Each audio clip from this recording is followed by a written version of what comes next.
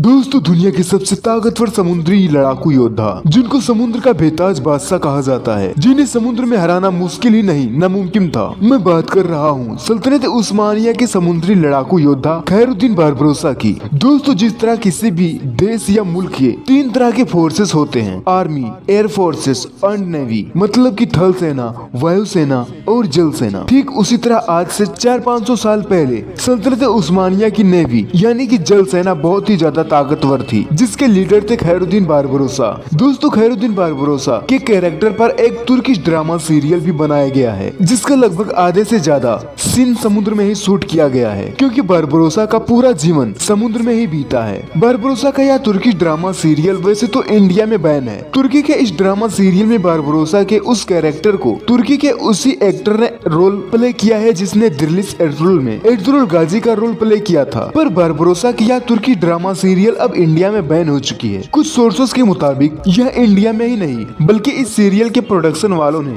इस सीरियल को ही बंद कर दिया है। हालांकि इस सीरियल के बारे में आप इंटरनेट पर मालूमात कर सकते हैं। पर दोस्तों अब सभी इन बातों को छोड़कर हम सल्तनत उस्मानिया के उस बहादुर मुस्लिम योद्धा के असल इतिहास को जानने की कोशिश करते हैं। खैरुद्दीन पाशा की पैदाइश 1478 को हुआ। उनकी माँ यानी वालिदा कैटराइन एक ईसाई थी और इनके वालिद याकूब, जिनसे इनके 4 बेटे और 2 बेटियां हुई। बेटों के नाम इसहाक, उरूज, इलियास और खिज्र था। चारों भाइयों ने समुद्री रास्ते से व्यापार शुरू किया और जल्द ही खुद का एक समुद्री जहाज खरीद लिया। एक भाई उरूज के दाढ़ी के बाल लाल थे, इसलिए उनका नाम बारबरोसा पड़ा, जिसका इटली में मतलब होता है लाल दाढ़ी वाला। आगे चलकर खैरुद्दीन पाशा को ही बारबरोसा कहा जाने लगा। खैरुद्दीन पाशा ने अपनी काबिलियत और होशियारी के बल पर सल्तनत उस्मानिया के नेवी चीफ बने, जिसके बाद सल्तनत उस्मानिया की नेवी पावर 7 में आसमान पर पहुंच गई। यह उस वक्त की बात है जब स्पेन और पुर्तगाल बहुत बड़ी ताकत हुआ करते थे। स्पेन वाले आए दिन अल्जीरिया, मोरक्को पर हमला करते और वहाँ के मुस्लिम शासकों से जमकर लगान वसूल किया करते थे और आसपास के छोटे टापुओं पर कब्जा करके मुस्लिम व्यापारियों के व्यापार का रास्ता बंद कर दिया करते थे। इनके मुकाबले खैरुद्दीन पाशा की फौज कम थी, क्योंकि कहाँ 2 ताकतवर देश तो खैरुद्दीन पाशा के पास महज कुछ सिपाहियों की फौज थी। जंग में दुश्मन की तादाद ज्यादा होने की वजह से खैरुद्दीन पाशा के दोनों भाई उरूज और इलियास शहीद कर दिए गए। लेकिन खैरुद्दीन पाशा नहीं रुके और वहाँ के मुसलमानों की मदद करते रहे और स्पेन और इटली के ईसाइयों से लड़ते रहे। आखिरकार खैरुद्दीन पाशा अपने मकसद में कामयाब रहे और उन्होंने ईसाइयों को शिकस्त देने के बाद अल्जीरिया पर अपना कब्जा कर लिया। जिसके बाद सल्तनत उस्मानिया के सुल्तान सलीम ने अल्जीरिया को सल्तनत उस्मानिया का हिस्सा बना लिया और खैरुद्दीन पाशा को अल्जीरिया का गवर्नर बना दिया। जिसके बाद यह 1518 से 1533 तक अल्जीरिया के गवर्नर रहे। इतना ही नहीं, इन्हें अल्जीरिया से बुलाकर अमीरुल बहर एडमिरल यानी जल सेना का अध्यक्ष बनाया। जिसके बाद खैरुद्दीन पाशा की मदद से सल्तनत उस्मानिया के सुल्तान ने बेलमेड का जंग फतेह किया और यह सब मुमकिन हो पाया खैरुद्दीन पाशा की वजह से। जिसके बाद उन्हें इस्लामी इतिहास का सबसे बड़ा समुद्री योद्धा बना दिया। खैरुद्दीन पाशा का सबसे बड़ा काम बरोचा की जंग था, जिसमें एक और यूरोप के देशों की संयुक्त सेना थी तो दूसरी ओर उस्मानी खिलाफत की अकेली सेना। फिर भी जीत उस्मानियों की हुई और यूरोप के 600 समुद्री जहाजों और नावों पर कब्जा कर 30,000 यूरोपीय सैनिकों को गिरफ्तार कर लिया गया, जबकि उस्मानी फौज के किसी भी एक जहाज या नाव को एक भी खरोच नहीं आई। आखिरकार जुलाई